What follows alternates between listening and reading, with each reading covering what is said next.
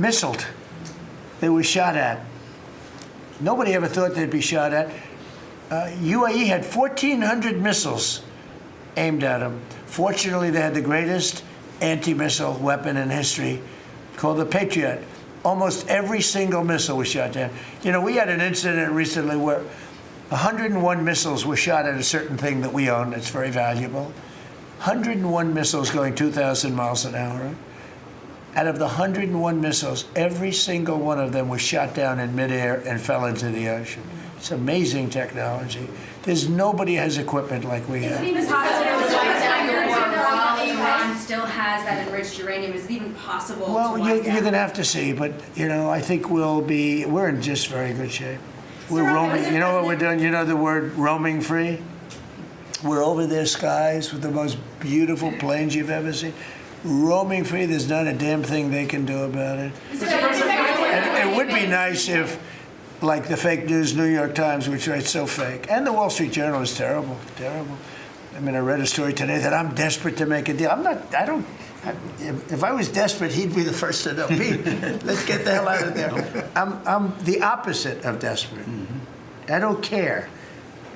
I want to know. In fact, we have other targets we want to hit before we leave. We're hitting them on a daily basis. No, I don't talk about you. I can't talk about specifics. A lot of people say that wouldn't matter. Maybe it does matter. Who knows? But I wouldn't talk. It's like the question this young lady asked. Sorry about I embarrassed her. I don't want to embarrass you because I think she's a friendly reporter, so I'm sorry. But you know, I can't say what we're going to do because if I did, I wouldn't be sitting here for long. They'd probably, what is it called, the 25th Amendment? They'd institute the 25th Amendment, which they didn't do with Biden, which is shocking. The hard is safe enough to leave the region because Steve said that they've got enough uranium to make 11 bombs. That's a very scary thing. So, well, it's again, I can't talk to you about that. Okay. You're asking me a question. You're essentially saying, will I go in and do something? I can't talk to you about that. Mr. President, you're looking at a coalition of ships to help, warships to help protect tankers. How close are you to getting that coalition? Well, we have a coalition for them, but they should have been up here a long time ago. And you know, they're affected. The amazing thing is we don't need the Hormuz Strait. We don't need it. We don't need it at all. We have so much oil.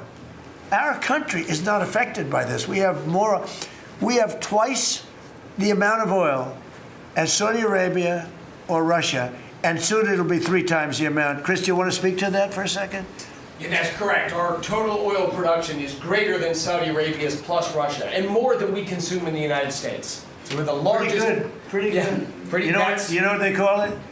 Drill, baby, drill. Yes. Mr. President, anything else you want to say? Well, it's same thing for natural gas. We went, before your first term, we were the largest exporter of natural gas in the world. Today, we're just by far the largest. I mean, we're the largest importer. Now we're by far the largest exporter, and it's growing rapidly this year. New facilities are coming online. New production's ramping up. We're doing an amazing job. We're getting a lot of help from that man right over there. He's getting approvals done quickly and very environmental. He's an environmentalist, actually. He does a great job, but he gives you a fast approval or rejection. Do you have anything to say? Well, back on Venezuela, where Chris and I both had a chance to be there, I literally think they're going to put up a statue to President Trump, and I'm not being, it's not a political statement, it's an actual thing. So. That would be a great honor. No, because it's like they view President Trump like Simon Bowler. He's the liberator of a country, and this is a country where they love American baseball. You look on the street, they're wearing NBA jerseys, and Delcy and her team working with us, getting back. Chris and I both experienced, it was the first time in Venezuelan history that they had the free press allowed to come on to essentially where the White House, the Palacio Miraflores, and it was like, it was an emotional thing for people that had been for 20 years had never had a chance to be there. So whether it's and then production, it's showing up in production. The American companies that are coming back, most of those American companies have many American Venezuelan team members. One company in Houston's got 600 Venezuelan Americans that know more about reviving that industry. So their GDP is a 1/4 of what it was before. They want to get back. They remember what it was. Their production on oil production is climbing towards 50% increase just in the 3 months we've been here. That flows to American refineries on the Gulf Coast, lowering the price of gas in America. So it's forget that. When are they going to do the statue? The hell with you.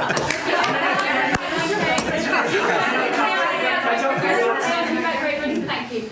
You've been really honest about how disappointed you are in Sir Keir Starmer, particularly in relation to Iran. So I'm curious about your phone calls with him, how easy they might be. And also, were you surprised by... Are we talking about Starmer? Yes. And are you surprised by how weak... I think he's a lovely man. I do. I think he's a lovely man. But I think he did something that was shocking. He didn't want to help us. And maybe in particular that country, you know, we were the longest bond, the longest ally. Australia too. Australia was not great. I was a little surprised by Australia. I wouldn't say anybody was great other than the 5 countries in the Middle East. We never really had very much support. You know, we spend trillions of dollars supporting countries, and this is Little League. This isn't the big league deal. This is sort of Little League pool for us. This was look, we decimated them in a period of a week. In the first week, it was over. In the first few days, it was over. I think the Navy took us 3 days to essentially annihilate it. They weren't there. So if there's ever a big one, which I hope there's not, but if there's ever a big one, I don't think they're going to be there. And that's not fair. And we have to remember that as a country, because we spend trillions of dollars protecting Europe, protecting the countries of NATO. They weren't there for us. For small time. This is small time. You know what? Venezuela is a big deal, but it's not the big one. They weren't there. So what makes you think they'd be there if we needed them for something? And your prime minister was not there, as you know. He was there after we won. He said, we'd like to send some ships. I said, we already won.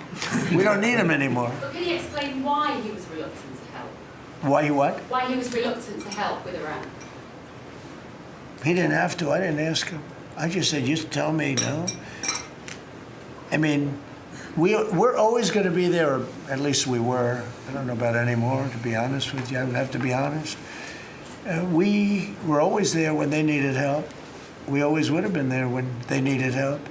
I mean, think of it. We're there to protect Europe from Russia.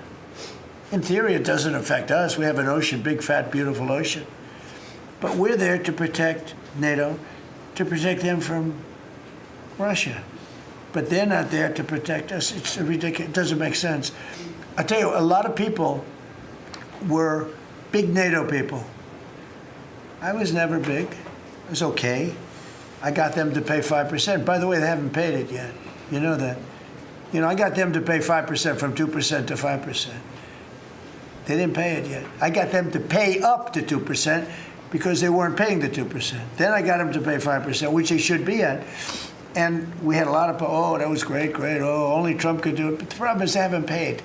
Because if you look at the numbers, they haven't paid yet. So we were there for them, but they were not there for us. Did we need them? No. I never thought we needed them. I was more doing a test. I said, I really would love to have you come up. Bring your boats. You can sail through the beautiful Hormuz Straits, and you can protect people that are being shot at. They didn't do it. And that's small potatoes. Do you understand what I'm saying? Yeah, I do. Go ahead. I was just going to say, does it affect the state visit with the King that you're going to have in April? Are you looking forward to that? With the King? With the King No. coming here? No. He's a friend of mine. He's a great gentleman. As you know, he honored me and our country. He really honored our country. But we had an amazing time. I've known him as Prince Charles. I know him as King Charles. I'm proud of him. He's fighting a tough battle. He's tough. I think he's a fantastic. It has nothing to do with that. It's different. But he's going to be here very soon, as you know. We're going to have a state dinner. It's going to be great. But I was very disappointed when the Prime Minister said, I won't be able to. It started with the island that the indigenous have claimed away from your country. And for some reason, you went for it. And all of a sudden, indigenous people that never saw the place, they never saw it. He was afraid that we would do something to insult, because he's a liberal. That's the way they think. And when we needed the island to land that beautiful B-2 bomber, we were told we can't use it. We'd have to fly back to Missouri, which is a 17-hour flight, as opposed to a couple of hours. And I said, you gotta be kidding. Not good. They made a big mistake. Mr. President, Robots. is the Friday deadline for Iran, is that pushed back now, and if not? I don't know who's yet. to say I don't know. decided yet? Mr. Witkoff and JD and Jared will tell me whether or not they think it's going along. And if it's not going along, maybe not. And we have a lot of time. You know what? It's a day. In Trump time, a day, you know what it is? That's an eternity.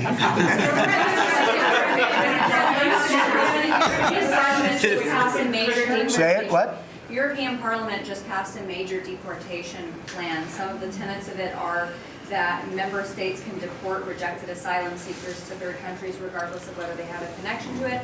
It allows for detention periods of up to 2 years and also offshore return hubs or detention centers similar to ours. Who did this? Which country? European Parliament, and the vote was not close. It was 389 in Good. favor to 208 against. I'd vote with them, yeah. Europe is where you are now. Do you think that will move the needle with Democrats? I don't care about the Democrats. The Democrats hate our country. The Democrats are in chaos right now, and they have no common sense. You know, they have one quality that's amazing. They stick together. And it's harder because they stick together in a ridiculous policy like men playing in women's sports, open borders for everybody, including murderers and anybody else that want it. We're open to you. Come in, murderers. You know why they do that? They do that for a couple of reasons, but they do it for votes because they think they're going to vote for the Democrats. Even though I did great with the Hispanic vote, tremendous with the Hispanic vote. You know, I turned that whole thing around. The Hispanics like me and I like them. And you know, it's interesting with the Hispanics. When I built the wall, everybody said, oh, that's going to ruin us for the Hispanic. It was just the opposite. They know all about immigration and they know all about death and crime, and they're smart people and they have common sense. They wanted to be protected from the people that were coming into our country. So, you know, I won the election with a very tremendous Hispanic vote, and I think it's higher now than it was then. So, we're a party of common sense. The Democrats are a party of insanity. They're a party that will destroy our country. If I didn't win this election, I believe our country would have been destroyed by now. 1 year, that's all it would have taken. If you had Kamala or Sleepy Joe, either one, it wouldn't have mattered. They're the same thing. Two sleepy people, two stupid people. I believe, and by the way, Gavin Newsom, who is one of the candidates, I believe he took himself out of the running when he says he suffers from mental disability. And a reporter said it was terrible that I talked that way about somebody with mental disability. I said, I have no problem with it, but I don't want a person with mental disability to be my president. I mean, you don't want to have a person with mental disability being your president. And Gavin Newsom said that he can't read a speech. He can't do almost anything. And then he said he's as dumb as all the people in the room. And he got accused of being a racist, which was an amazing thing. I thought it was the worst interview I've ever seen anybody give. He's actually a very stupid person. So I believe he's out of the running. I think that statement, that interview, he admitted that he's a stupid person. I don't want a stupid person being president. You know, I'll say it right now. I say it because no press never reports it. I'm the only president that ever took a cognitive test. I took it 3 times. It's actually a very hard test for a lot of people. It wasn't hard for me, but it's a cognitive test. It starts off with an easy question, and by the time you get to the middle, it gets tougher. By the time you get to the end, very few people can answer those questions. They get very tough, mathematical equations and things. I took it 3 times. I aced it all 3 times in front of numerous doctors that I have no idea who they are. And I was told when I went in, they said, Doc Ronnie told me this. My current doctors were fantastic doctors. They said, well, if you take it, you know, it's Walter Reed. It's essentially a public hospital. And if you do badly, it's probably going to get out. But I aced it. I got them all right. And one doctor said, I've never seen anybody get them all right. I've been doing the test for 20 years. I want people, I would love to see anybody that's a president or a vice president or anybody that has any chance of being a president. I would like to see them take a cognitive test, because we had a man in this office that had no clue what was happening. And let me give you a little secret. He wasn't a smart man 30 years ago. And I'll tell you about President Obama. He wasn't a smart man either. I know all about him. He wasn't a smart man, highly overrated. He was a great divider, and our country can't go through that anymore, can't go through. We have done an amazing job. I had to do a little stopover. I call it an excursion.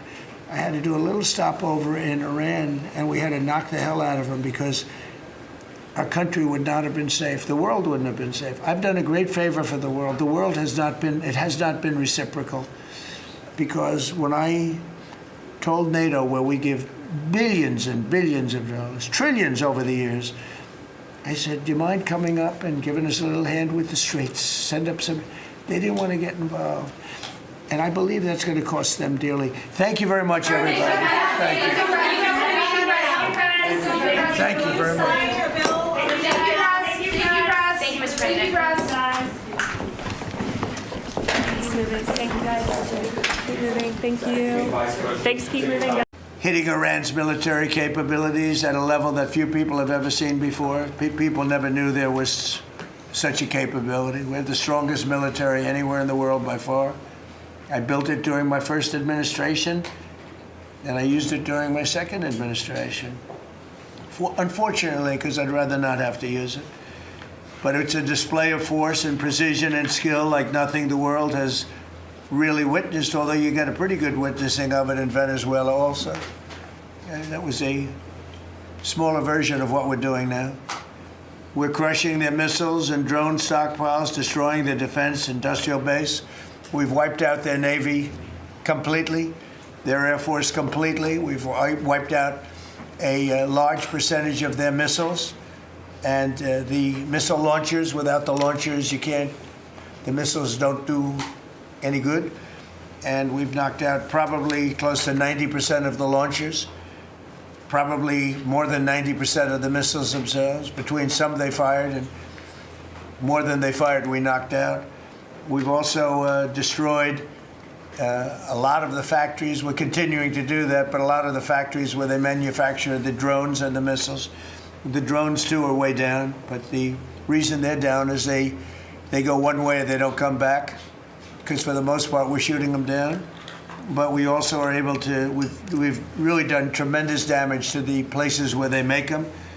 And just so we set the record straight, because I've been watching the Wall Street Journal's fake news and all these stories that get printed like, oh, I want to make a deal. They are begging to make a deal, not me. They're begging to make a deal. And anybody that saw what was happening over there would understand why they want to make a deal. But they say, oh, we're not talking to them. Anybody would know that. And only a total fool. And they're not fools. They're very smart, actually, in a certain way. And they're great negotiators. I say they're lousy fighters, but they're great negotiators.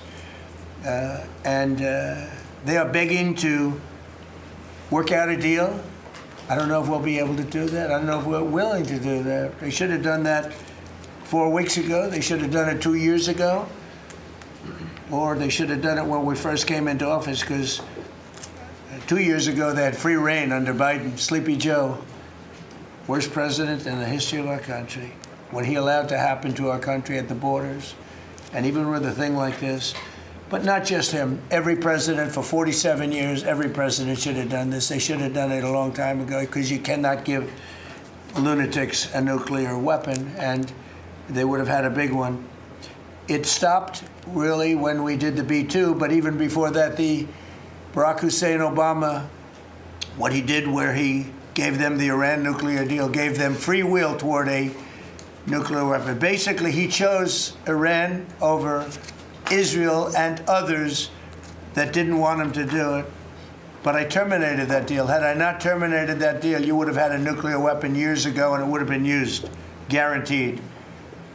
And one of the reasons you know about the guarantee is because their neighbors were sort of like bystanders. They weren't involved very much. They didn't choose heavy sides. They didn't want to, because people were concerned with Iran. There was a big black cloud over the Middle East. They were concerned, but all of a sudden the war starts, and they start shooting at these in particular five countries. They start shooting at Qatar, Saudi Arabia, UAE, Kuwait, Oman, they start shooting at them, and everybody was shocked, including us. You know why? Because they're sick, and they had a plan to take over the Middle East. And some of those missiles that were shot at them were locked long before we even started this process. They were locked and loaded and aimed at those countries. They wanted to take over the Middle East, but we happened to come along, so it wasn't so easy. So right now their navy is sunk in the largest elimination of a foreign navy that has taken place, maybe ever, but certainly since World War II. Their air force is gone. Their anti-aircraft and communications capabilities are totally dismantled. And one of the problems they do have when they deal with us is we deal with people, and the people aren't able to communicate with anybody else. So, you know, because all of their leadership has been gone. The first level is gone, and they met to pick a new level, and they're gone. They're all gone because they didn't make a deal, and because they're sick people. They're really sick. They're really sinister, sick people. And if anybody thinks it was okay to have a group of people like this to have nuclear capability, nuclear weapons, and if we didn't attack with the B-2 bombers, they would have had a nuclear weapon within 2 weeks of that, maybe 4 weeks. But between 2 and 4 weeks, they were planning to have a nuclear weapon. If we didn't hit them at that time with the B-2 bombers, and one of the great air raids in history, maybe the greatest, dark at night, no moon, no light, every single bomb hit its mark and just obliterated that place. So it's now buried deep under earth. And it was an amazing thing, but they would have a nuclear, and they would have used it without question. And you know that because why did they shoot all these countries that weren't even really involved with them? They weren't involved. They had no big problems because they're sick, because they want to take over the Middle East, not just Israel.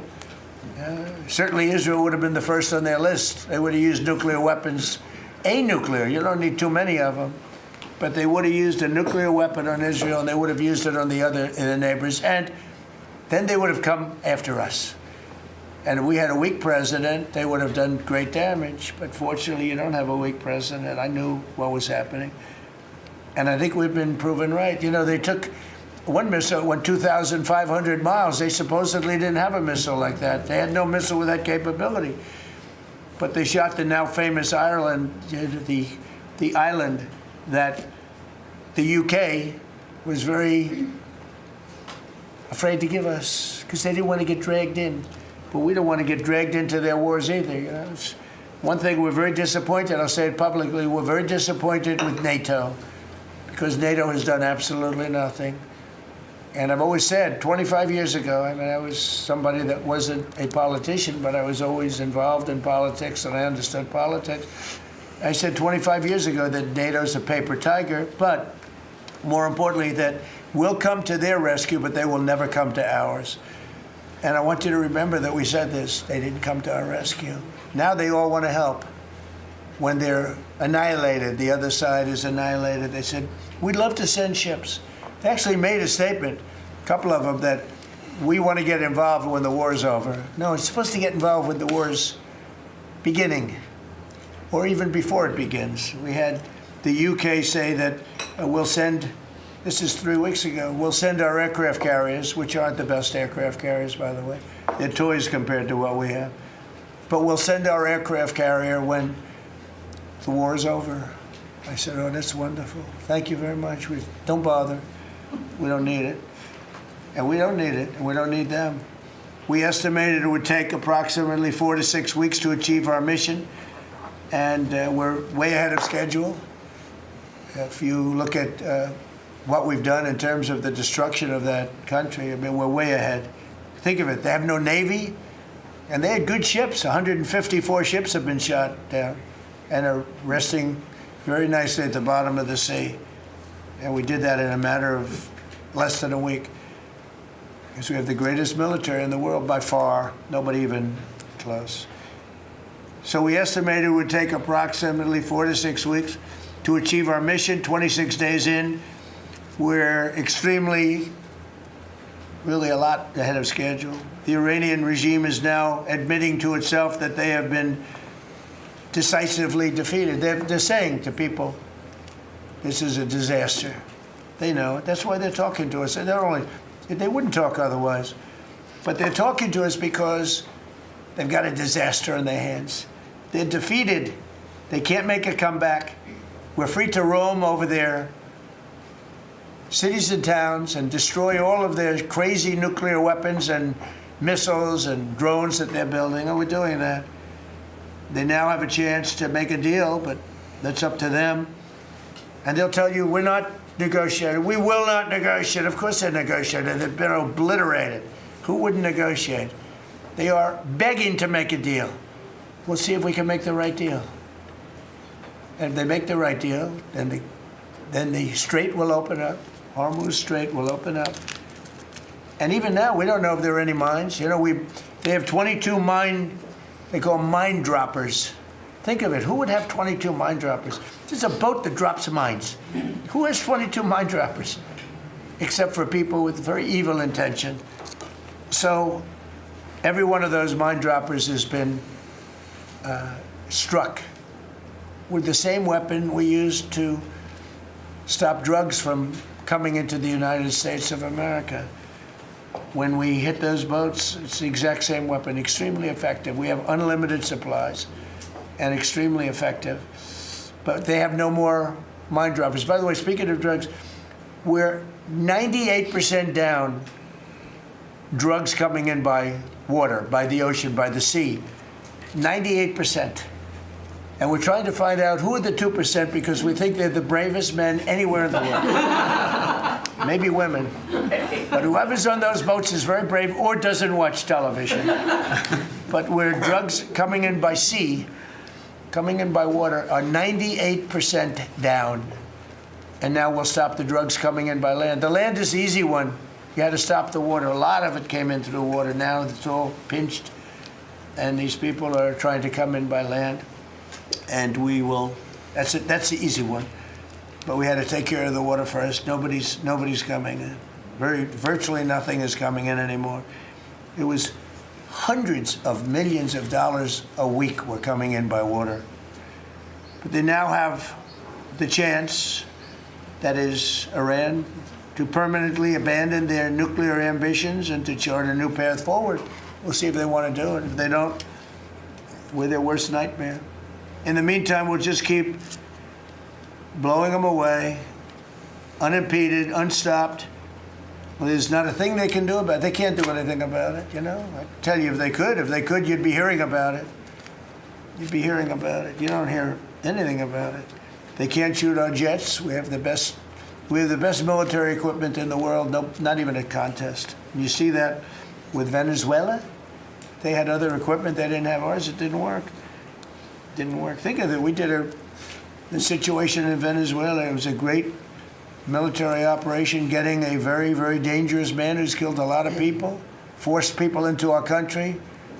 Incredible. He emptied his prisons in Venezuela, emptied his prisons into our country, and I hope that charge will be brought at some point, because that was a big charge that hasn't been brought yet. It should be brought. He emptied his prisons into our country and was a major purveyor of drugs coming into our country. And he's now been captured and, you know, I guess be given a fair trial. But I would imagine there are other trials coming because they have they've really sued him just in a fraction of the kind of things that he's done. Other cases are going to be brought, as you probably know. In the meantime, with Iran, we're going to keep doing what we've been doing, and nobody's a match for the United States, but they're not a match for the United States. It's small potatoes. That's why I'm so disappointed in NATO, because this was a test for NATO. This was a test. You can help us. You don't have to, but if you don't if you don't do that, we're going to remember. Just remember this in a number of months from now. Remember my statements. They have an expression, a great expression, never forget. You can never forget. So as we end threats to America abroad, we're focused here at home on building the greatest economy in the history of the world. Now, before this started, the Dow hit 50,000. The S&P hit 7,000. Both of those achievements were not achievable. Every one of you, most of you, I guess, said you'll never hit 50,000 during a 4-year period because it was too high a number. Well, we hit it in our first year. And I said, well, now we have to take an excursion to Iran and we have to stop this maniac who's no longer with us. The supreme leader wasn't so supreme, no longer with us. It's very sad. But we have to stop him from blowing up the world, blowing up the Middle East, and blowing up our country, and we did that. And frankly, I thought the oil prices would go up more, and I thought the stock market would go down more. It hasn't been nearly as severe as I thought. I think they have confidence in maybe the American president and maybe the people sitting around this table. But Americans filing their taxes this year are receiving record-setting refunds. It's been a very big story. Well, it should be a big story. I don't think you read about it that much, but I speak about it. You know, I speak about it because if I speak about it, at least people hear. You don't write about it. You don't write about the drug prices going down. It'll be going down 30, 40, 50, 60%, 70%. Favored nations. Called most favored nations. We're going to be paying the lowest price anywhere in the world. Before we paid the highest price in the world, Bobby, right? And now we're going to pay the lowest price in the world. That's quite a difference. It's a difference of from 40 to 70 and 80 and even 90%. That's a pretty big difference.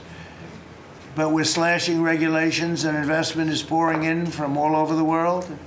We have the most investment of any country in history has been put into our country in the last year. And again, we had to take a little detour. Won't be long. Going to end soon. We had to take a little detour, go to Iran, and we had to put out a fire. Very dangerous fire that could have blown up big portions of the world, if not the whole thing.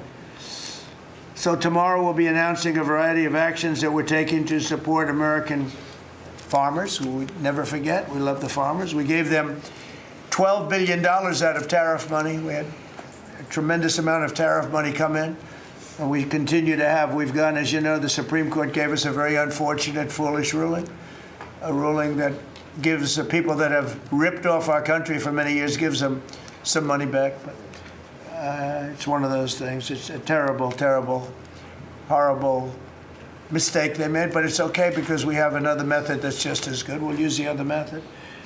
But because the tariff money has been so substantial, we gave our farmers who have been mistreated by some countries, we gave them $12 billion, and they're extremely happy, and they deserve it. They've been great. They never complain. They just go out and they farm, and they wouldn't do anything different. They wouldn't trade jobs with any of you, except maybe some of the fake media. I don't know. Somehow I don't see that. I like their job better, actually. I love the farmers. So we gave them $12 billion.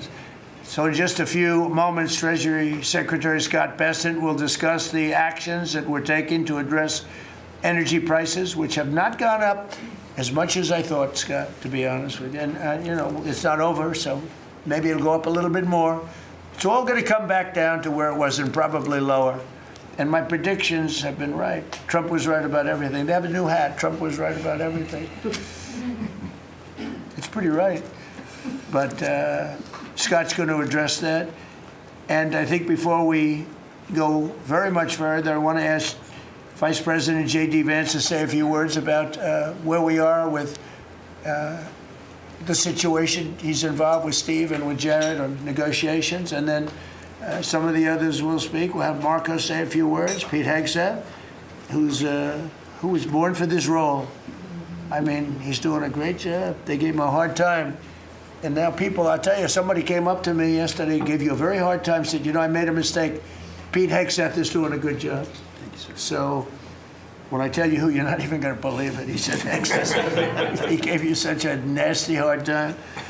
But you're doing great. And then Steve is going to speak, and Scott will speak last. And if we have any questions, we'll take some questions. You may have questions. I doubt it, but you may have some. So, JD, please. Yes, sir. Well, thank you. It's good to see everybody. Proud to be part of this team. Proud to be serving the president of the country. Let me just say a couple things. The first of all is the president summarized this very ably. But look, the Iranian conventional military is effectively destroyed. They don't have a navy. They don't have the ability to hit us like they could have even a few weeks ago. And what that does is that gives us options, Mr. President. Now, there's been a lot of reporting about diplomatic options, about negotiations. There's, of course, Pete and his team. There are further military options. But what we have now that we didn't have when the president took over just a little over a year ago is the ability to use every tool at our disposal to ensure that Iran doesn't get a nuclear weapon. Because when I say options, I think it's important the American people know options for what? And it's options to ensure that Iran never has a nuclear weapon. You talk about people who walk into a crowded supermarket and have a vest on, and they blow up the vest and a couple of people get killed, and that's a terrible tragedy. What happens when what's on the vest is not something that can kill a couple of people, but can kill many, many tens of thousands of people? That is the most important American national security objective that exists for any administration at any time, is you don't want the worst people in the world to have a nuclear weapon. That's why the president is doing this. That's why the president cares so much about this particular issue. I'll let Steve talk a little bit about the details of the negotiation, but the last thing I'll say before I turn it over to Marco is I'm very mindful, of course, that we have a lot of folks overseas fighting very ably for the United States of America. I know Pete and the whole team, we're very proud of them, but they're fighting at a time where we're about to enter as Christians the most important week of the Christian calendar, the Holy Week that celebrates the return of Jesus Christ to Jerusalem. And so I want to say to all of my fellow American Christians, but particularly those serving in the Gulf, that I wish you all a very blessed Easter, a very blessed Holy Week, and we continue to stand behind you and continue to support you every step of the way. Thank you, sir. Thank you very much. Marco? The most important job any president has is to keep the American people safe. And every president says it, but we have a president that means it and does something about it. As the president outlined very clearly to the world on the night this operation began, Iran has been at war with the United States for 47 years. For 47 years, Iran has been killing Americans and attacking Americans across this planet. And other presidents had an opportunity to do something about it. And they all warned about how Iran was dangerous, but they refused to act. And this president's not someone that's going to refuse to act. He's not going to leave a danger like this in place. He's going to address it, and that is what he is doing. From the very first night of this operation, the president made it very clear. People like this, and now what I'm talking about is not the people of Iran. The people that run this country are radical Shia clerics. These are religious fanatics. Look what they are doing now. At their weakest point, this is the weakest Iran has ever been, and look at what they're doing. They're attacking embassies. They're attacking hotels. Imagine what these people would do if they had a nuclear weapon. That is an unacceptable risk for the world. By the way, the president's not just doing a favor to the United States and to our people. This is for the world. He defined very clearly on the first night of this operation what the goal was. We were going to destroy Iran's navy, and that is happening. We were going to, if it hasn't already happened, I'll let Pete speak to the specifics of it. We were going to destroy their missile launching capabilities. We're well on our way to achieving that goal. We were going to destroy the factories so they couldn't make more missiles and more drones. And that is moving forward. Every single objective the president clearly laid out on the first night of this operation is being effectuated. Again, Pete will speak to the specifics of it. This has been an incredibly successful operation. Every day, it may not get covered because, we're unlike them. We're not bombing embassies and hotels. We're hitting military targets. But every day, the Department of War lets the drummer get wicked over every portion of Iran that has these military capabilities, and the results are going to bear fruit for the world. The world is going to be a safer and a better place when President Trump's mission here is achieved. And frankly, I think countries around the world, even those that are out there complaining about this a little bit, should actually be grateful that the United States has a president that's willing to confront a threat like this and not allow it to continue to persist. Because these people will kill as many Americans as they have a chance to do, and if they have a nuclear weapon, as the Vice President pointed out, they could kill millions of Americans in the future, and that is a risk that was not going to continue to exist as long as we had this president. Thank you, Marco. It's very interesting because yesterday I was watching, is it Anthony Blinken? And he was saying that they should have done it. But they didn't do it. Nobody did it. Nobody did it. For 47 years, Marco, that's the number, 47. I guess now it's 48, because we've been saying 47 for a long time. It's probably 48. But for 47, 48 years, every president should have done this. And some are saying now that they made a big mistake in not doing it, but we're taking care of business. Steve Witkoff, please. Mr. President, It is my distinct honor to be a member of your cabinet and to report to you and your team on our negotiations with Iran. Mr. President, you directed Jared and I to pursue a diplomatic resolution with Iran prior to Operation Epic Fury, which we did. However, it became quite clear during these meetings with the Iranian negotiating team that we could not make a deal that fulfilled your objectives of the following: no enrichment whatsoever, no chance of weaponizing whatsoever, decommissioning of Fordo, Natanz, and Esfahan, which you destroyed in Operation Midnight Hammer, no stockpiling of any material, which they flagrantly had violated, turning all enriched material over to us, and a cutback in Iran's missile inventory and range capability of those same missiles. Throughout our meetings with the Iranians, we heard the following from them. The Iranians have the inalienable right to enrich. Then we heard they possessed enough 60% enriched material, 460 kilograms, to make 11 atomic bombs. Finally, we heard the following statement. They would not give up diplomatically what we could not win militarily. In other words, they were again miscalculating the success of Midnight Hammer, which was a total success. These are incontrovertible signs, among many other signs, sir, that their regime had not given their negotiating team authority to make a deal required by you. We conferred with you and all the other members of your foreign policy team, Susie Wiles, Pete Hegseth, the chairman, Marco Rubio, JD, Scott Bessent, Chris Wright, John Radcliffe, throughout all of these negotiations, and we were repeatedly rebuffed on everything we asked for. I have no doubt that we exhausted all efforts on behalf of a peaceful resolution, as you directed. Jared and I both agreed that the Iranians were there to buy time until a weaker president arrived. This was a flawed strategy, as your clear direction was to never allow Iran to obtain a nuclear weapon today or any time in the future. Against that backdrop and our compelling military successes in Epic Fury, we have had multiple reach-outs from the region and others who want to play a role in ending this conflict peacefully. I can report to you today that we have, along with your foreign policy team, presented a 15-point action list that forms the framework for a peace deal. This has been circulated through the Pakistani government, acting as the mediator. And this has resulted in strong and positive messaging in talks, as you just indicated to the press. But these are sensitive diplomatic discussions, and you have directed us to maintain confidentiality on the specific terms and not negotiate through the news media as others do. I can say this: we will see where things lead, and if we can convince Iran that this is the inflection point with no good alternatives for them, other than more death and destruction.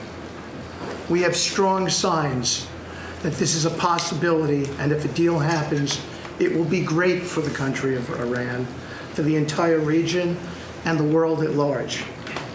Your policy of peace through strength is the most effective tool for a diplomatic resolution here, just as this policy was an effective tool in each and every one of all of the other conflicts you settled in your first year.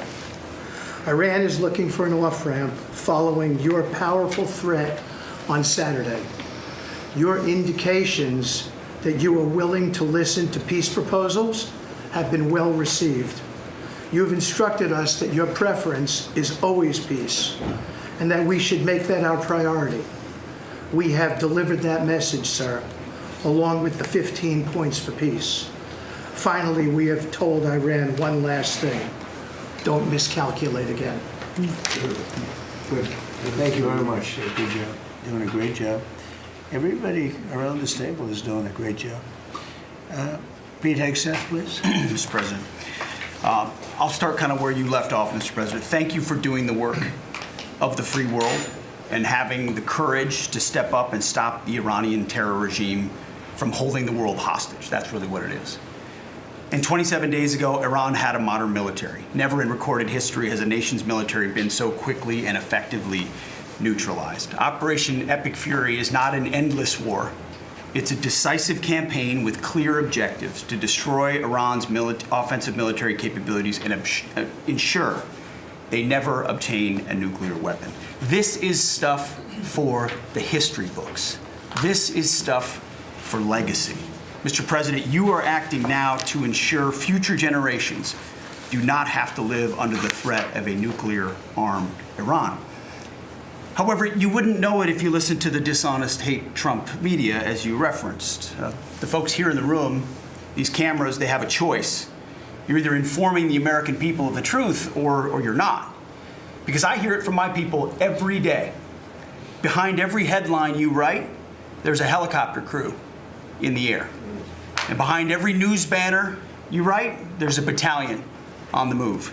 And behind every fake news story, there's an F-35 pilot executing a dangerous mission. My message to the media is get it right. This actually isn't something new to me. I may be a young guy, Mr. President, but I'm not a rookie in this realm. In 2007, I helped lead the surge, the public fight for the Iraq surge. Stood and watched people stand in the Senate and declare the war is lost before it even started. Who was that? It was Harry Reid. That was the Democrats and the media working hand in glove. Back then, it was 3 years into a war. Now we're 3 weeks into an operation. But see, unlike Iraq, this isn't a tie. This is not parity. This is not chaos. This is success, pure American success, on plan, and as the president said, ahead of pace. Over 10,000 enemy targets destroyed, over 140, I think now you're right, Mr. President, over 150 naval vessels sunk, underground facilities destroyed, their defense industrial base in shambles, and overnight, not only do they not have a Navy, Mr. President, they no longer have a Navy commander. IRGC's Navy commander was killed overnight in operation. So no Navy leader. Now that here's the thing about the media though, if President Trump had not acted, you'd be screaming, why not? And now that he has taken decisive action, you're asking, well, why did you? It's the same old tired playbook, TDS in your DNA. But the hardworking, God-fearing, patriotic Americans out there know better. And you alluded to this, President Obama, Mr. President. Here's a fact that you don't hear on your networks, but we know. Many of the Iranian military factories and bases that we're systematically destroying were paid for by the pallets of American cash that Barack Obama flew into Tehran under the Iran deal. You might call it an inconvenient truth. Iran took our money and turned it into weapons and bunkers and ammo. And now we're destroying those weapons and you're righting, Mr. President, that grievous wrong. And make no mistake, we had to act. And our objectives are clear. No nukes, no Navy, and a complete dismantling of their missile program and defense industrial base. And as Marco pointed out, that mission, and the VP as well, has not changed since day one. Yet, 2 days ago, they shot 2 failed missiles on a target 4,000 kilometers away. For years, they told the world that their missiles could only range 2 kilometers. Surprise. Yet again, Iran lied. And to the world, I say London is 4,000 kilometers from Iran. Washington, D.C. is 3,300 kilometers from Venezuela, another country President Trump did something about that partnered for a long time with Iran. So you're telling us that Iran is not a threat to the world or to the U.S. President Trump knows better. And here's what success actually looks like right now. You mentioned it, Mr. President. A-10 Warthogs, if you know them, you love them, and Apache helicopter gunships are flying strike missions inside Iranian airspace and throughout the Strait of Hormuz at will.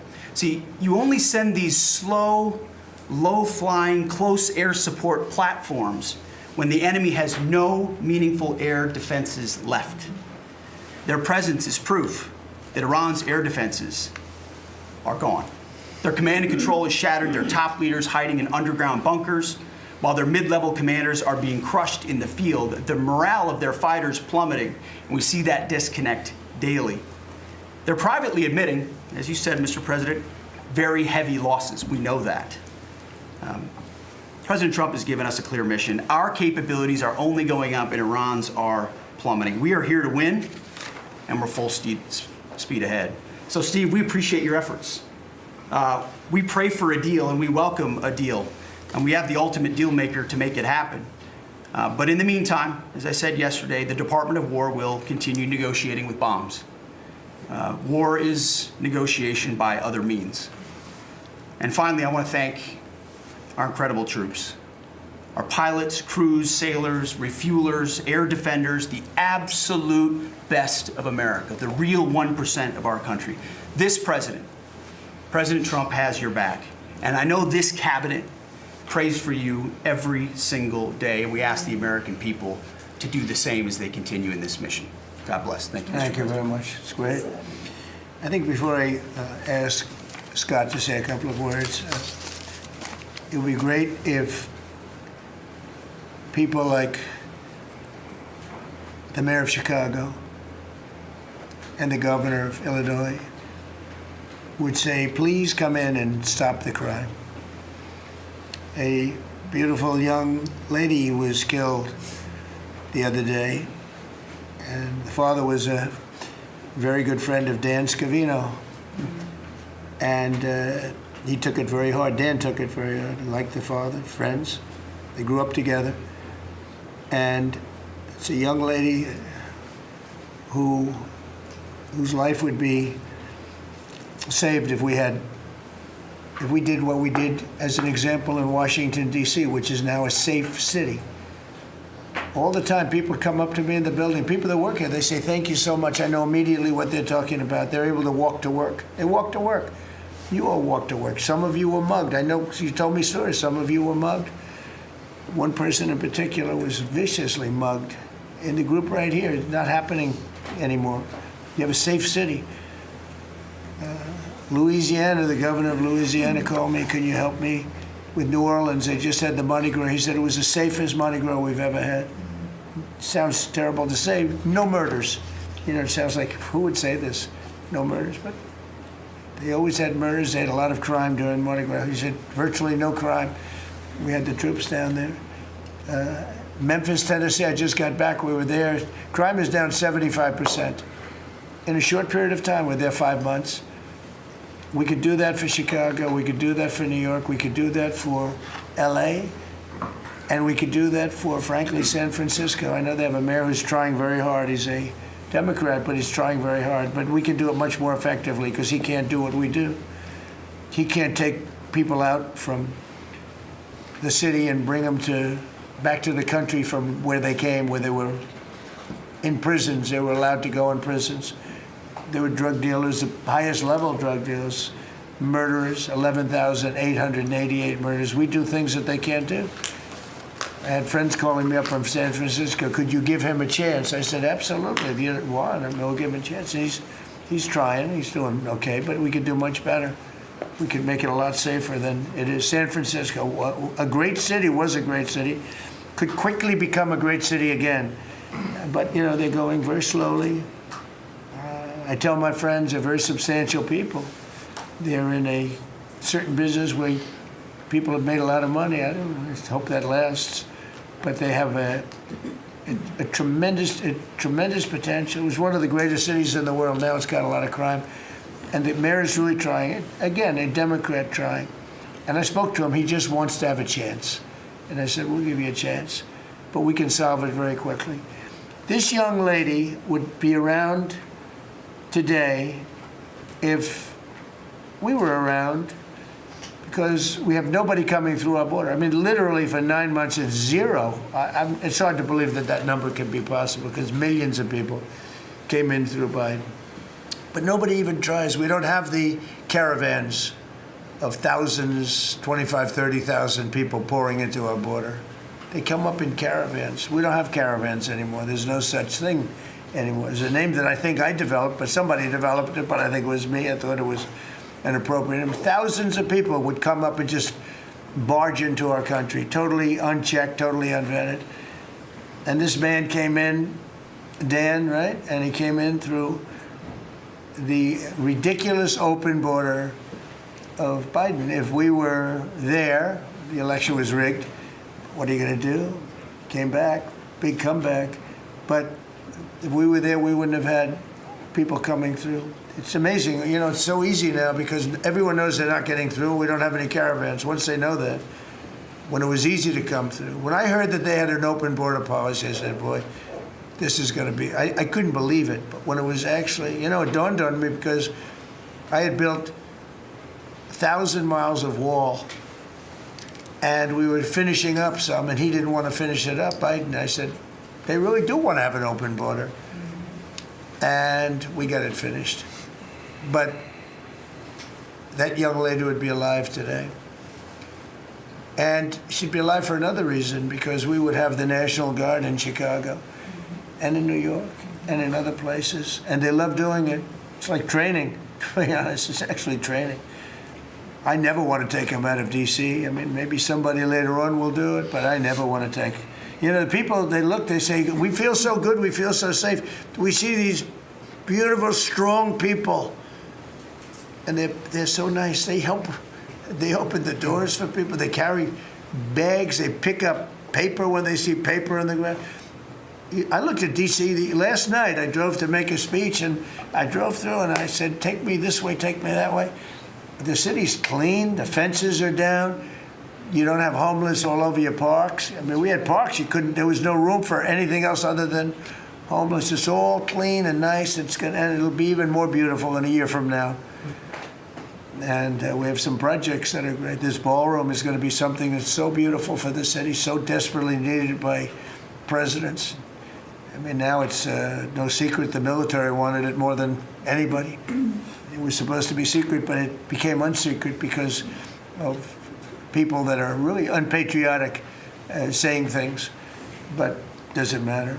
Doesn't matter. It's going to be great. We're building an arc, a triumphal arc, which will be incredible for the city. Incredible. We're fixing up what was the Kennedy Center. You know, I was honored when the board changed the name a little bit. Actually, it shows that the Republican and the Democrats, they work together. It's really something we work together. I think it's a great symbol, actually.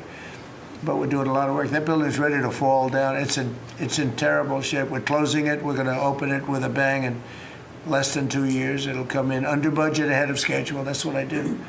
It won't be like the Federal Reserve that's costing $4 billion or something thereabouts. Think of it, $4 billion.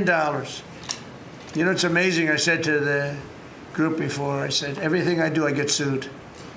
I build under budget, ahead of schedule. I get sued over a ballroom that's going to be the most beautiful ballroom in the country, so desperately needed.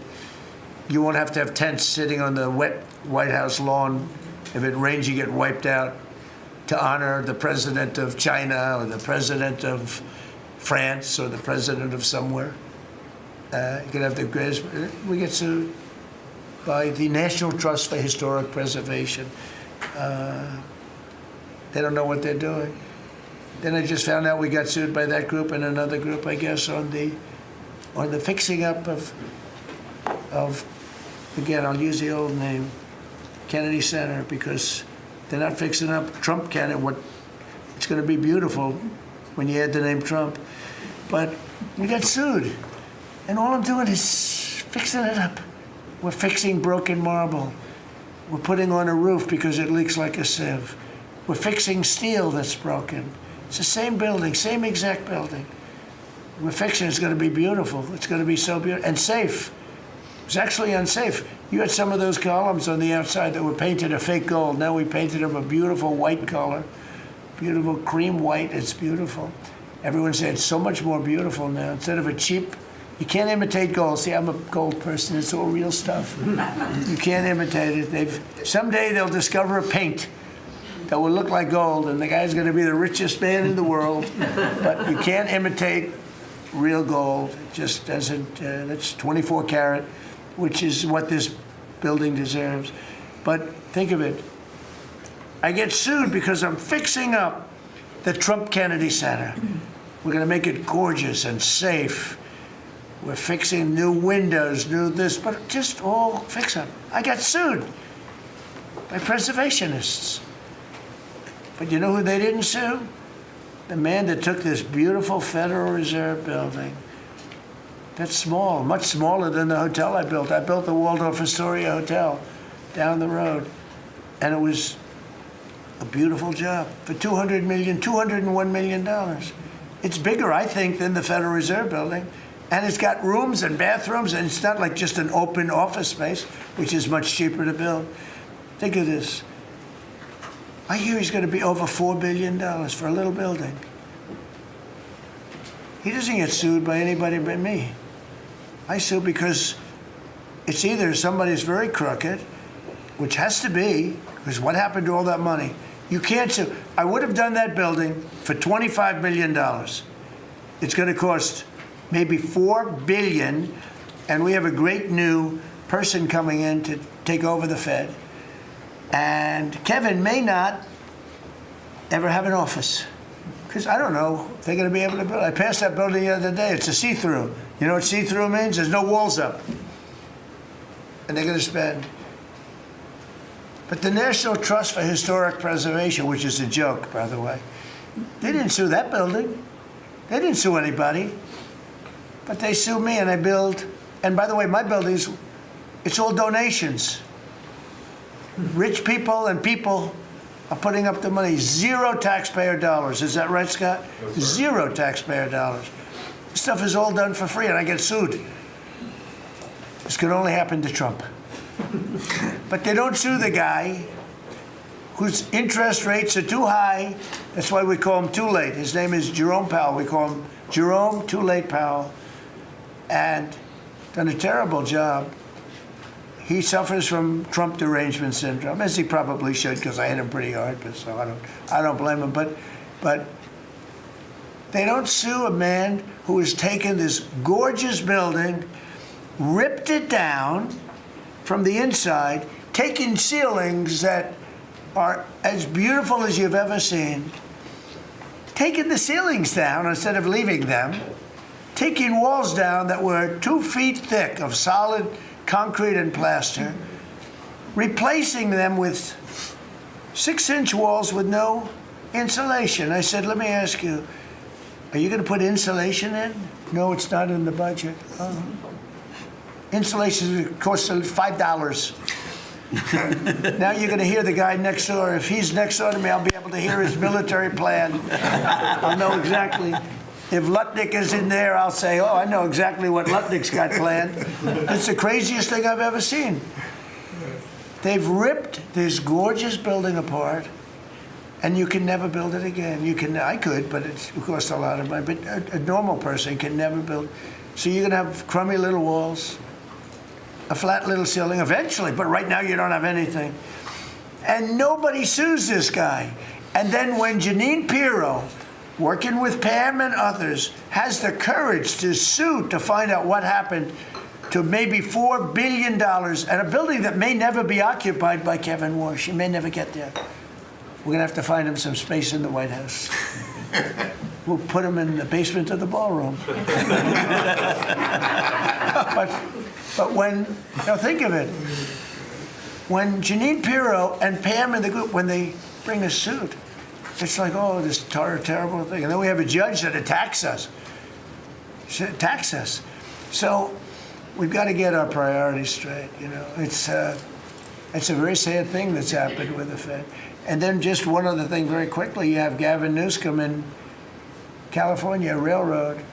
That's 100 times over budget. It's out of control. It was supposed to go from the middle of San Francisco to the middle of LA. Well, now it stops way short of both. It now goes into areas that nobody ever heard of. It's billions and billions of dollars over budget, years and years, maybe decades late. And that's why we have a country that has a lot of problems, you know. We have incompetent people. It's all people. Think of this, Federal Reserve, I would have had that building done for $25 million. I would have, if I did it, it was up to, somebody else would have done it for more. So maybe 50. You could have done that building, if it was properly done and planned, you would have done that building I would have done it for $25 million, and it would be better. It would be better. See this pen right here? This pen is an interesting example. It's the same thing. So this pen is very inexpensive, but it writes well. I like it. But I can't have the pen the way it was. You know what it is. I don't want to give too much publicity, but they do treat me well. Sharpie. So I came here, they have $1,000 pens. And you know, you hand pens out, you're signing and you hand them out, you're handing them to all these people. Sometimes you have 30, 40 people. And they were $1,000 a piece. Beautiful pen, ballpoint. 1,000, it was gold, silver, gorgeous. But I'm handing out to kids that don't even know what they're, what is this, Mommy? It's kids. They're getting a pen for $1,000. They have no idea what it is. And I feel guilty because I'm like, you know, I'm by nature, I don't, you know, it's the government. I love the government like I love myself economically. I want to save money. So I'm saying, this is crazy. And it had another problem. They didn't write well. So I take it out and I sign and there's no ink. And I got all you people looking and you say, there must be something wrong with Trump. And I'm signing and there's no ink in the pen and it costs $1,000. This one, I called the guy. I said, I'd like to use your pen, but I can't have a gray thing with a big S on it saying Sharpie. As I'm signing a $1 trillion airplane contract to buy brand new fighter jets, brand new B-2 bombers, of which we just ordered plenty. I can't do that with the press. Use your pen, but I like the pen the best, but I'll sign it. I could do like Biden did, you know? Give it to somebody else to sign, or an auto pen, or maybe sign it separately in another room, but I can't use your pen.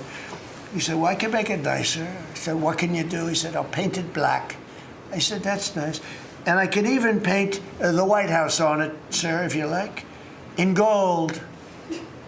Almost real gold, not bad. And I can even do your signature, sir. And by the way, this was not staged. I just saw the pen sitting there, and I thought of this as an example of how $25 million spent by me at the Federal Reserve Building would be a better job than $4 billion that they're spending. And you know, one of the things that Kevin Warsh told me, he said they ripped down the nicest building. I don't know what building they're talking about. They ripped down a building, Scott, right? Kevin Warsh said it's the most beautiful building in Washington. He said the most beautiful space. They ripped it down. Why did they do that? I don't know. Do you know what he's talking about? Is it true? Yes, sir. They ripped it down. We have a moron at the Fed. Who wouldn't be lowering interest rates right now? But I want to thank Janine Pirro and Pam and her group for having the courage to bring this suit.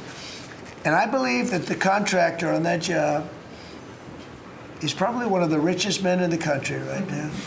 I believe that it's not possible to spend that kind of money. $3 billion, $4 billion, nobody knows, nobody has any idea what it is.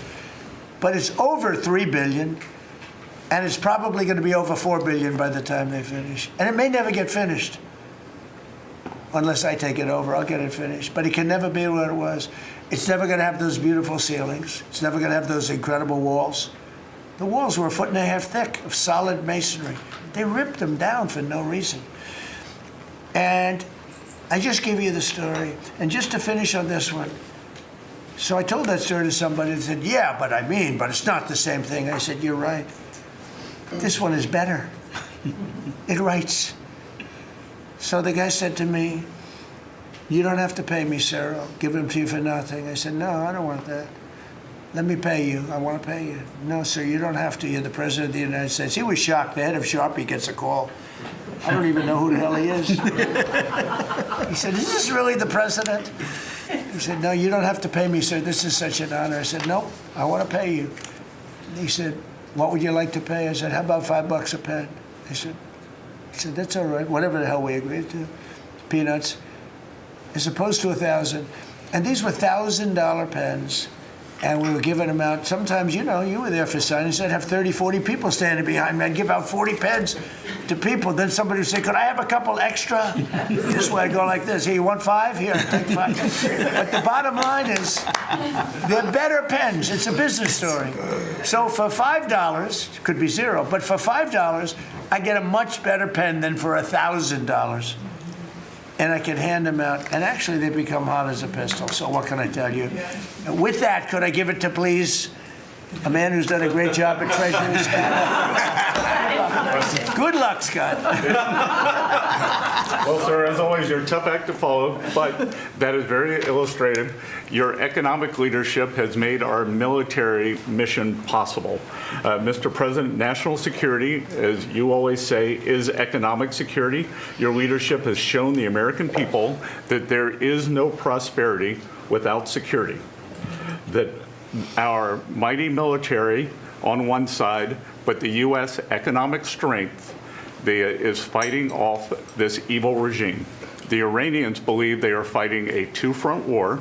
It is the military war that our great warriors are prosecuting, but on the other side, they are trying to take control of the global economy through a choke point that we believe does not exist and that we will overcome. The historic Operation Epic Fury seized a generational opportunity to demolish a regime that has coordinated over 4 decades of global terror and claimed thousands of American lives. Many people, especially the Democrats, underestimate the will of the American people for short-term volatility for 50 years of safety that we are going to have on the other side of this. And I believe energy prices will be lower, inflation will be lower before we had the appearance of security, which is not real security. Now, the American people and the world will have absolute security. Through your maximum pressure campaign, Treasury has worked to uncover all financial lifelines through the regime and cut them off. You gave that order last March. This was not something that happened overnight. This is something that has been contemplated for almost a year. The Iranian financial system collapsed in December. We have systematically weakened Iran's ability to fund operations and procure weapons, and that required months of preparations. Threats to American national security have no place in the global economic system. The oil market is well supplied. We have taken actions to ensure oil supplies stranded at sea are made available to the global market.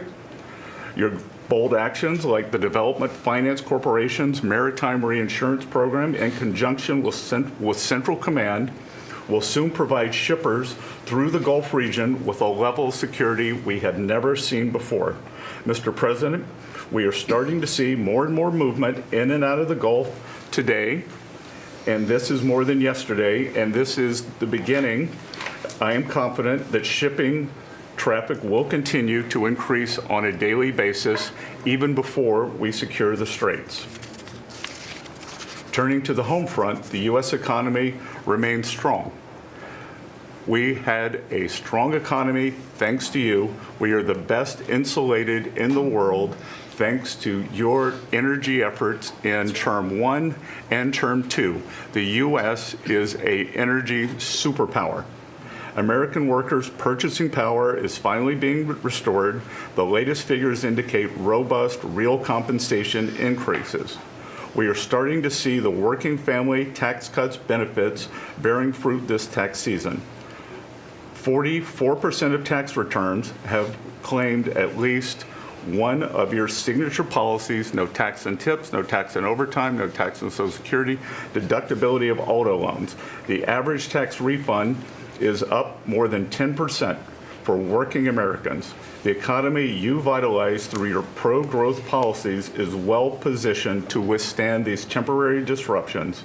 The United States dollar has reasserted itself as a safe haven asset.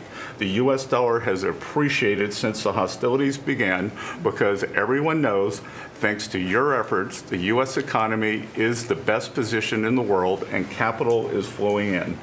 Efforts to reprioritize economic security are ensuring the United States remains secure, resilient, and prepared for the challenges ahead. As we approach the 250th anniversary, America will never be safer and more secure militarily and economically. Thank you.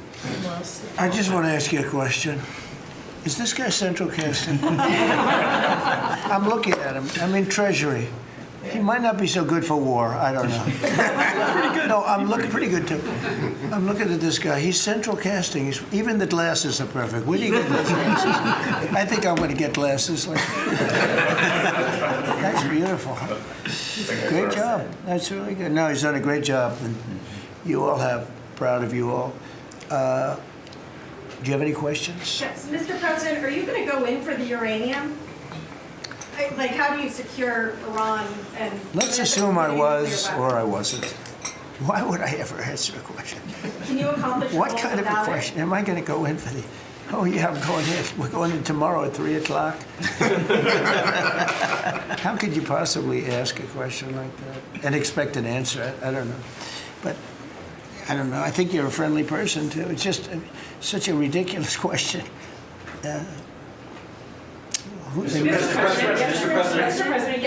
Please. Thank you, Mr. President.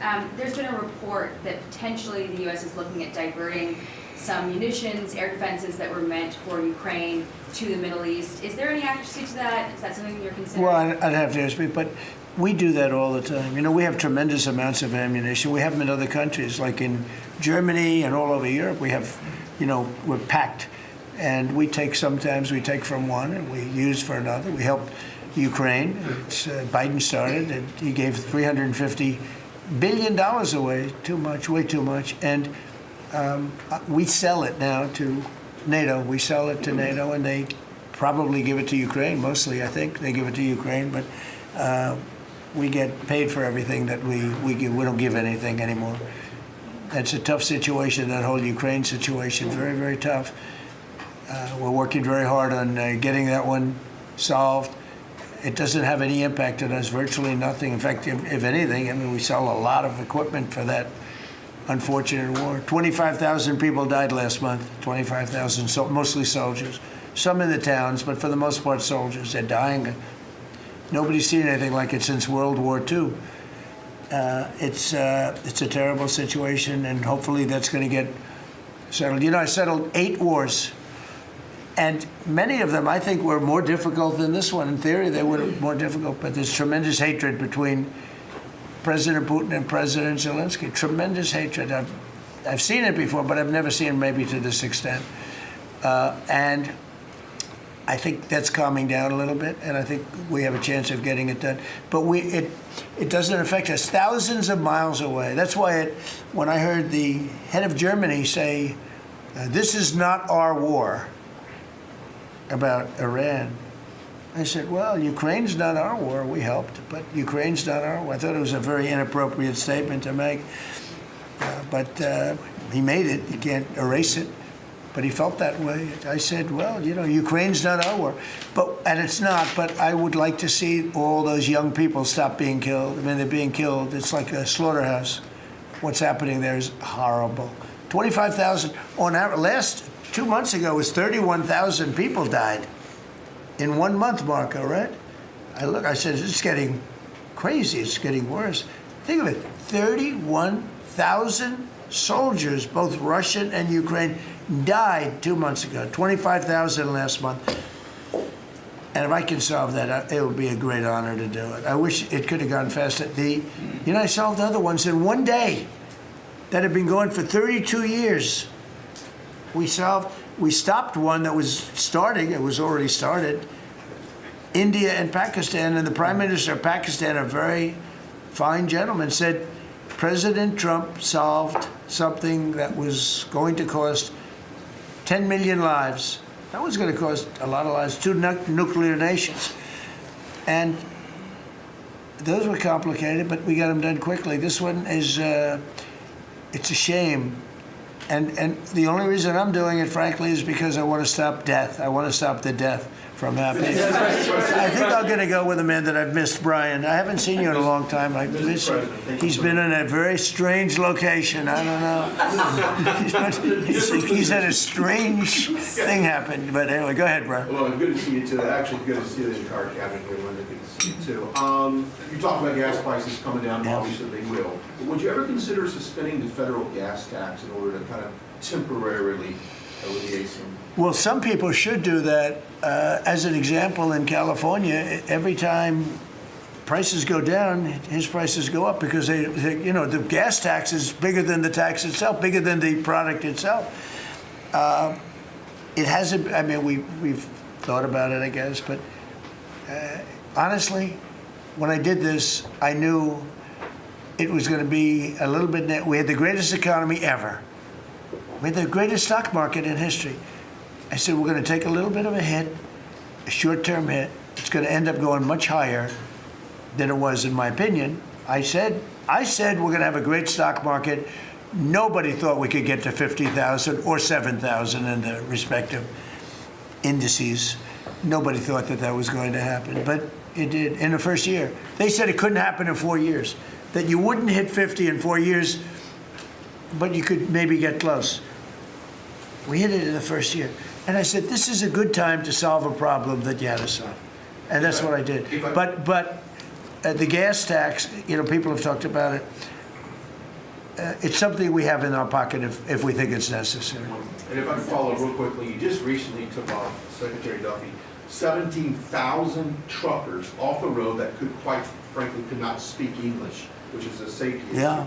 Could we ever extend that to Uber drivers, Lyft drivers, cab drivers, for someone who takes a lot of Ubers, a lot of my drivers who can't speak Oh, well, that's not good. I didn't like that. Go ahead, John. So that's a really good point. The problem is that our states are the ones that issue these licenses. So with commercial driver's licenses, we do have some federal control. But again, we have thousands of people who can't speak the language, long-standing rule, and it's a safety issue, right? If you can't understand road signs, if you can't communicate with law enforcement when you're pulled over and communicate what's on your rig, huge problem. But the last administration, Mr. President, they let truck driving schools self-certify that they were qualified to train truck drivers. And so this is like the Leering Center. So you pay $800 and you get a certificate that you passed a CDL driving school, and again they have no skills. They don't have the knowledge, and they don't have the skills. They haven't gone through any of the testing, and then they get licenses, and they're killing Americans on our roads. So it's remarkable the rot that the last administration allowed to take place. We are ending that, and I need partnership with our states. Even California started to come on board. Even Gavin has started to play ball with us, which is surprising. Shocking. Not all the way, a little bit of ball. Mr. President, It's interesting because I just saw something that the nursing home business and the daycare centers in particular, they went out and inspected them in Minnesota, and they didn't exist. They're knocking on the door. He happens to be a young man, Nick, nice young man. He's done a very good job. They're knocking on doors. It's like homes, and they're getting hundreds of thousands of that. They didn't exist, and in California it's worse. It's even worse. And I spoke with Russell Vogt. I said, Russell, don't send them any money. He said, but we have a court order that we have to. Can you believe it? A judge. The judges are really hurting this country. Our judges, Justice Roberts doesn't like when I say it, but the judges are really hurting this country. And frankly, the justices, the Supreme Court, has really hurt our country too. Mr. President, do you have a new deadline, given that there are some talks now? Do you have a new deadline before taking? No, I'll announce it. I mean, right now, you're talking about a deadline for doing some pretty big damage, even bigger than we've done. We'll say, look, we have very substantial talks going on with respect to Iran, with the right people. You know, I told you about a present, right? Steve, can I reveal the present? You can do anything you want. Thank you. They said to show you the fact that we're real and solid and we're there. We're going to let you have 8 boats of oil, 8 boats, 8 big boats of oil. This was 2 days ago. And they'll sail up tomorrow. That was 3 days ago. And I didn't think much about it. And then I watched the news, and they said, a very good anchor, actually, happened to be Fox. But I watched it, and he said, something's unusual happening. There are 8 boats that are going right up the middle of the Hormuz Strait.